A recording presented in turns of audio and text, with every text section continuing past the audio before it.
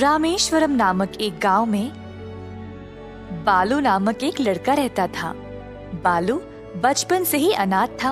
वह मंदिर में रहता था क्योंकि उसको कोई घर नहीं था। लोगों की मदद करके वह बदले में उनसे खाना पीना मांगता था। अब क्योंकि बालू का अपना परिवार नहीं था, वह गांव के हर किसी को अपना ही मानता था, परंतु गांव में कोई भी उसकी परवाह नहीं करता। बालू को बहुत बुरा लगता था। कभी कभी उसको बहुत सारा काम करने के बाद भी ठीक से खाना नहीं मिलता।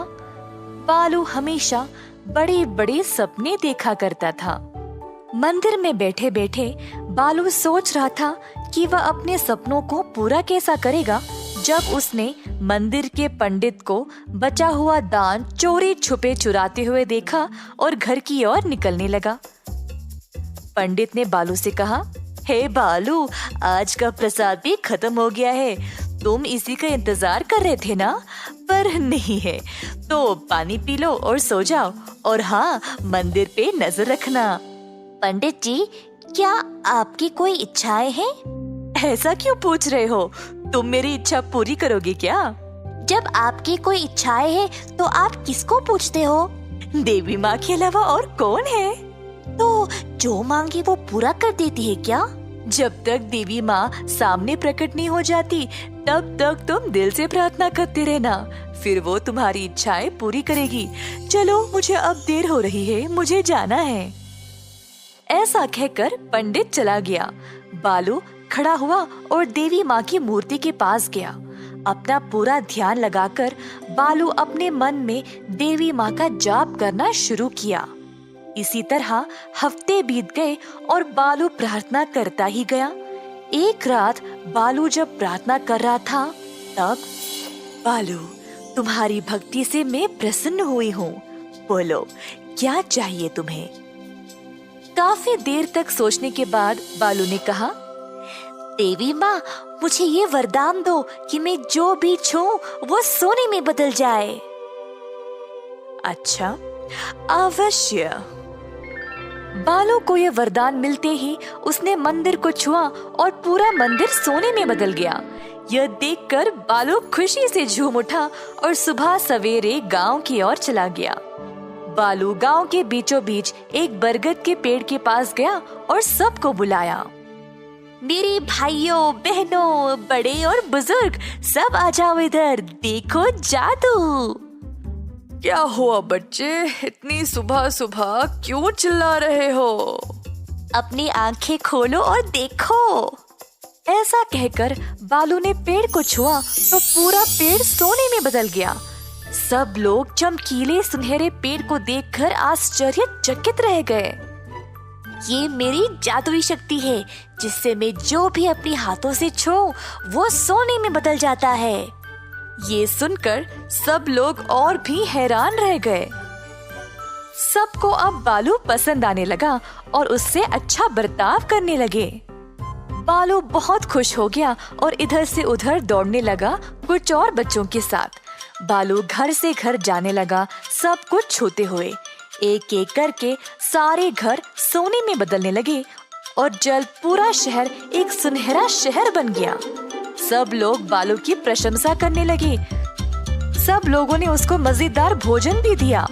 बालू भी ये सब देखकर उत्सुक हो गया। टोकरी से जब उसने सेब को उठाया तो सेब भी सोने में बदल गया और बालू उसको खा नहीं पाया। ये देखकर बालू दंग रह गया। उसने सोचा कि अगर ऐसा ही रहा तो उसको भूखा मरना पड़ेगा। फिर उसको पानी पीना था, पर पानी के मटके को छूते ही पानी और मटका दोनों सोने में बदल गए। बालू को समझ नहीं आया कि अब वह क्या करे। उसकी शक्ति उसको भूखा और प्यासा रख रही थी। बालू जल्दी एक नदी के पास गया और पानी लेने नदी में हाथ डालते ही पूरी की पूरी नदी सख्त सोने में बदल गई। जल्द गांव के सभी लोगों ने देखा कि कहीं भी पानी ही नहीं है और सब कुछ सोने में बदल गया, तो वो परेशान होकर बालू के पास दौड़ते हुए आए। तुमने ये क्या किया बालू? तुमने सारे पानी को सोने में बदल डाला। अब हमारे पास पीने के लिए कुछ नहीं है। हम कैसे जीवित रहेंगे? तुमने सारे गांव को नष्ट कर दिया। गांव के सारे लोग बालू को ताने मारने लगे। वही लोग जो बस कुछ देर पहले उसकी प्रशंसा कर रहे थे, अब एक क्षण में उसके दुश्मन बन गए। उसको अकेला छोड़कर चले गए। ये सब सहकर बालू कूट कूट के रोने लगा। बालू को इतना दुखी और परेशान देखकर देवी माँ फिर से उसके सामने प्रकट हुई। क्या अब तुमने देख लिया कि तुम्हारी इच्छा का परिणाम क्या हुआ? तुमने कुछ सीखा या नहीं? देवी माँ, मैं बचपन से अकेला हूँ, तो मैंने इस गांव को ही अपना माना था। मुझे लगा अगर मेरे पास ऐसी कोई शक्ति होगी तो सब लोग मुझे पसंद करेंगे और मेरे साथ रहना चाहेंगे। मेरा और कोई इरादा नहीं था। ठीक है बालू, मैं इस वरदान को वापस ले लूंगी और सब कुछ पहले जैसा कर दूंगी। ऐसा कहकर देवी माँ ने सब कुछ ठीक कर दिया और बालू को आशीर्वाद दिया कि वह हमेशा स्वस्थ रहे और गांव के सभी लोग उसको प्यार करें और उसका अच्छे से ख्याल रखें। इस कहानी से हम ये सीखते हैं कि जो भी अपनी बुद्धि का उपयोग नहीं करेगा वो कभी कुछ नहीं पा सकता, पर जो सोच समझकर काम करता है वो दुनिया की किसी भी बाधा को आसानी से पार कर सकता है। एक समय की बात है जब दूर एक राज्य में रहता था एक सच्चा और अच्छा महाराज। वह बहुत बुद्धिमान था और उसने एक शानदार सिंहासन खड़ा किया था। महाराज अत्यंत धनवान भी था।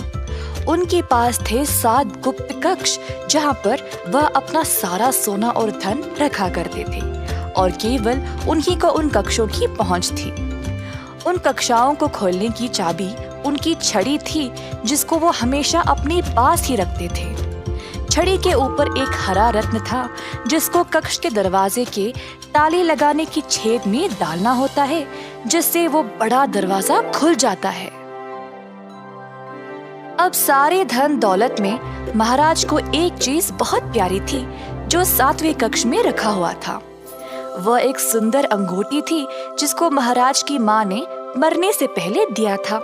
अतः महाराज ने उस अंगूठी को एक शीशे के बक्से में रखा था। हर रोज अपनी माँ की याद में वह उस अंगूठी को देखा करते थे और फिर अपनी छड़ी से दरवाजा पर ताला लगा देते थे।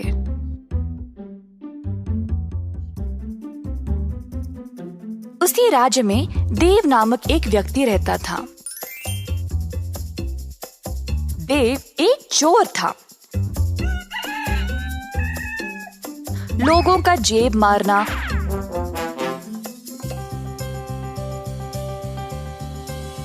और छोटी मोटी चोरी दुकानों से करना उसका काम था। मगर अब देव इन छोटी मोटी चोरियों से ऊब गया था। अब कुछ बड़ा करना चाहता था, अमीर बनने के लिए। अब एक ही जगह इस लायक थी, महाराजा का महल। पर वो उधर जाएगा कैसे? महाराजा से ही सीधा कैसे चोरी करेगा? देव लालची था और कई दिनों तक इस महा चोरी की योजना बना रहा था।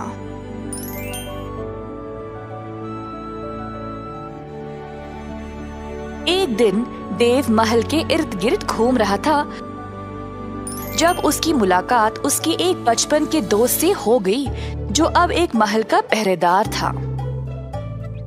प्रणाम मेरे दोस्त, कैसे हो? बहुत खूब देव, अब मैं राजमहल के दरवाजे की पहरेदारी करता हूँ। बहुत समय के बाद हम मिले हैं, तो तुम क्या करते हो? देव ने सोचा कि यही मौका है अंदर घुसने का। दरअसल मैं एक लेखक हूँ और हमारे राज्यों की अनोखी सुंदरता के बारे में लिख रहा हूँ। मैं दूर दूर तक यात्रा करता हूँ और उन जगहों के बारे में, उनका खाना पीना, उनके संस्कारों के बारे में लिखता हूँ। अब मेरा अगला विषय महाराज के इस किले के बारे में है और उसके वास्तुकला के बारे में। और मैं महाराजा को प्रशंसा करना चाहता हूँ ऐसा अनोखा महल बनाने के लिए। इसीलिए मैं यहाँ जानकारी के लिए आया था, परंतु इधर कोई मेरी सहायता के लिए है ही नहीं। इस महल के कई अनोखे चमत्कार है। मैंने तो ये भी सुना है कि इधर 7 गुप्त कक्षाएं हैं जहाँ पर महाराज अपना सारा खजाना रखते हैं। अच्छा, ये तो काफी अनोखा लगता है। और कुछ बता सकते हो तुम मुझे? अरे हाँ, और इन कक्षाओं के बारे में तो बहुत लोग जानते हैं, पर बहुत कम को पता है कि इन कक्षाओं को केवल महाराज की छड़ी से ही खोला जा सकता है। ओह, वही जिस पे हरा रत्न लगा है? वाह, मुझे तो पता ही नहीं था। हाँ, वही। खैर, उम्मीद है तुम्हें कुछ तो जानकारी मिल गई। अब मैं चलता हूँ, फिर मिलेंगे देव। देव ने अपने दोस्त को अलविदा कहा और वापस घर चला गया। देव ने सोचा कि ये 7 कक्षाएं तो बहुत हो जाएंगे, तो अब उसको एक कक्षा चुनना पड़ेगा जिससे उसका सारा जीवन संवर जाएगा। पर महाराज की छड़ी को वह चुराएगा कैसे? देव ने एक योजना बनाई 7वें कक्ष की चोरी करने का। बीच रात का समय था। देव महल के अंदर घुस गया जब उसका पहरेदार दोस्त दरवाजे पर सो गया था। देव ने महाराज के कमरे की ओर देखा और एक रस्सी को दीवार पे लगे एक डंडे पर डाला और खुद को ऊपर खींचने लगा। खिड़की से झांक के देखा तो महाराज सोए थे। धीरे से वह कमरे में आया और वही थी छड़ी। देव ने छड़ी ली और महल की सीढ़ियों से कक्षों तक पहुंच गया, परंतु हर एक कक्ष पर एक पहरेदार था। देव ने कुछ जानवर की आवाज निकाली और पहरेदार देखने चले गए कि वह है क्या। तुरंत देव 7वें कक्ष की ओर गया और छड़ी से दरवाजे को खोल दिया। देव ने अपना भोरी निकाला और जितना हो सका उसमें डाल दिया। शीशे के बक्से वाली अंगूठी भी उठा लिया और जल्दी से दरवाजे को बंद करके वहां से चला गया। अगले दिन महाराज जब नींद से जागे तो हैरान परेशान हो गए। उनकी छड़ी लापता थी और कक्ष में जाके देखा तो उनकी माँ की अंगूठी भी गायब। महाराज आग बबूले हो गए, पर उनको पता था कि चोर को कैसे पकड़ा जाए। तुरंत उन्होंने एक पत्र लिखा अपने राज्य के लिए। मैंने अपनी सबसे कीमती चीज खो दी है, एक अंगूठी, और किसी ने उसको चुराया है।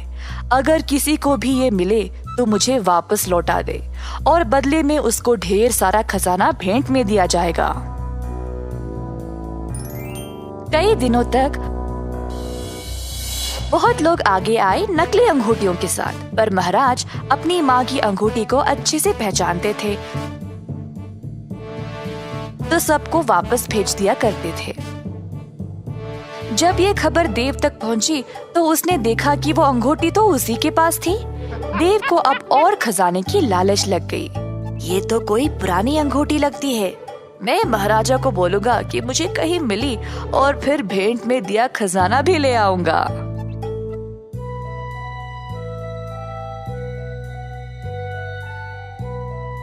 देव महाराज के पास गया और बोला, प्रणाम महाराज, मुझे ये अंगूठी मिली है तो आपको दिखाना चाहता था। अगर ये आपकी है तो ले ले और मुझे बदले में कुछ नहीं चाहिए। महाराज ने अंगूठी की ओर देखा और उसको पहचान लिया। धन्यवाद, ये मेरी ही है। देव अखड़ने लगा। अब वो और भी धनवान बनने वाला था क्योंकि महाराज खुश लग रहे थे। एक मिनट, इस अंगूठी को तो तुमने ही चुराया है ना? ये अंगूठी खोई नहीं थी। मैंने वो पत्र इसीलिए भेजा था क्योंकि मुझे पता था कि चोर बहुत लालची होगा। कई लोगों ने नकली अंगूठियां लाई थी, पर केवल तुमने असली वाली लाई क्योंकि तुम ही चोर हो। सैनिकों, ले जाओ इसको और सलाखों के पीछे डाल दो हमेशा के लिए। नहीं नहीं महाराज, माफ कर दो, मैं सब कुछ वापस लौटा दूंगा। कृपया मुझे सलाखों के पीछे मत डालो। इस कहानी से हमें ये सीख मिलती है कि लालची लोगों को हमेशा मुसीबत झेलनी पड़ती है। सुनहरी घंटी वाली गाय। गांव में त्योहार का समय था। श्री राम नवमी के त्योहार पर गांव के सारे लोग राम मंदिर जा रहे थे प्रार्थनाओं के लिए। ग्राम प्रधान चंद्रसेना ने पूजा पाठ की वस्तुएं सोने के रूप में लाए और मंदिर में दान कर दिया। चंद्रसेना की इस महान दान को देखकर सब लोग आश्चर्यचकित रह गए। ये खबर आग की तरह आसपास के गांव तक भी पहुंच गई। एक दिन दो लोग इस बारे में चर्चा कर रहे थे। ओ, तुमने सुना क्या? क्या हुआ? कालेश्वर के गांव के ग्राम प्रधान ने सारे पूजा पाठ की वस्तुएं सोने के रूप में तैयार किया और मंदिर में दान कर दिया। इसी दौरान एक चोर ये सारी बातें सुन रहा था और फिर उस गांव पर जाने का निर्णय ले लिया। गांव की ओर निकल पड़ा और सुबह सवेरे 4 बजे वह मंदिर पहुंच गया।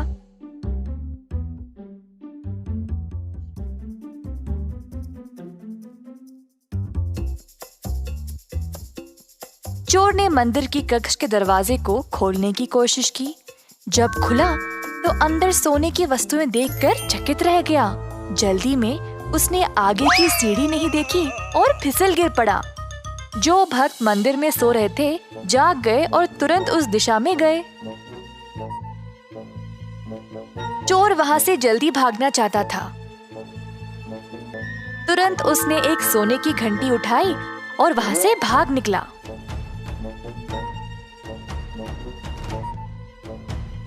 जब तक भक्त वहां पहुंचे, उन्होंने देखा कि सारे दरवाजे खुले पड़े थे और सब कुछ बिखरा पड़ा था। उनको समझ आ गया कि वहां चोरी हुई थी। सब चीजों में से सोने की घंटी गायब है। क्या तुम्हें वो आवाज सुनाई दे रही है? हाँ, घंटी की। चलो, चोर आसपास ही होगा। जैसे चोर भाग रहा था, घंटी बजी जा रही थी और लोग भी घंटी की आवाज सुनते सुनते चोर का पीछा कर रहे थे। चोर को समझ नहीं आया कि वह क्या करे। उसने घंटी को पास वाले खेत में एक गाय के गले में बांध दिया और भाग गया। जैसे घंटी बजना बंद हुई, लोगों को समझ नहीं आया कि चोर किस दिशा में भागा।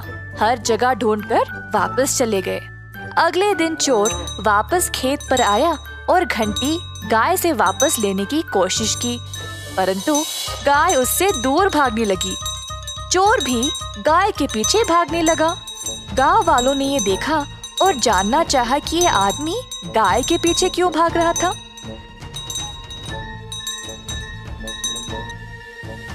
तभी उन्होंने देखा कि वो सोने की घंटी गाय के गले में लटक रही थी।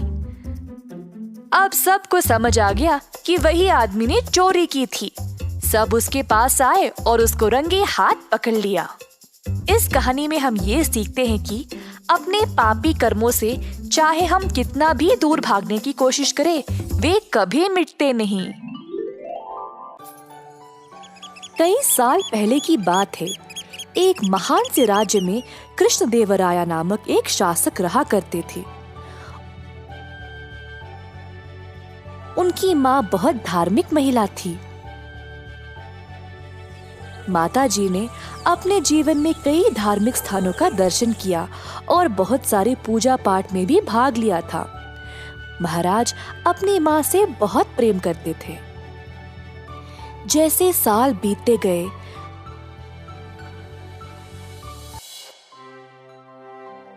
महाराज की माँ बीमार पड़ गई। महाराज ने राज्य के सबसे अच्छे चिकित्सकों को बुलाया, परंतु माँ जी की अब उम्र हो चुकी थी। सबसे अच्छी दवाई भी काम नहीं किए और अंत में वह चल बसी। महाराज कृष्णदेवराय अकेला महसूस करने लगे और अपनी माँ को बहुत याद करते थे। जब उनकी माँ बीमार थी, तब वह अपने बेटे से आम खाने की मांग करती थी, परंतु आम का बंदोबस्त करने से पहले ही वह चल बसी। महाराज को ये बात और भी ज्यादा चुभने लगी कि वह अपनी माँ की आखिरी इच्छा पूरी नहीं कर पाए। आखिरकार समय आ गया था उनको इस संसार से विदा करने का। अंतिम संस्कार करने के लिए जो पुजारी आए थे, वे माता जी की आखिरी इच्छा के बारे में जानकर उसका गलत फायदा उठाना चाहने लगे। महाराज, आपकी माता जी की आखिरी इच्छा मीठे आम खाने की थी, जो अधूरी रह गई। अब उनकी आत्मा की शांति के लिए आपको कुछ सुनहरे आम दान में देना होगा। क्योंकि महाराज पहले से निराश थे, उनको लगा कि उन्हें इतना तो करना चाहिए। उनको पुजारियों पर अंधविश्वास था और बात मान ली।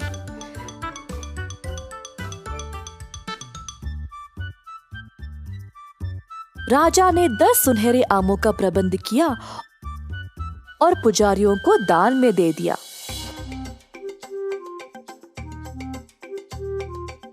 पुजारी बहुत खुश थे कि उनकी दुष्ट योजना काम कर गई। अंतिम संस्कार करके सोने के आम लेकर अपने अपने घर वापस चले गए। हालांकि महाराज के सेवक बुद्धिमान रामदास ने देखा कि क्या हुआ और राजा को दिए गए पुजारियों के तर्क को समझ नहीं पाया। पुजारियों के हाथ में सुनहरे आम कैसे एक मरे हुए इंसान की आत्मा को खुश कर सकता है? उसको पता था कि पुजारियों ने महाराज को बेवकूफ बनाया। रामदास ने उन सबको सबक सिखाना चाहा। कुछ दिनों बाद रामदास ने पुजारियों को अपने घर आमंत्रित किया।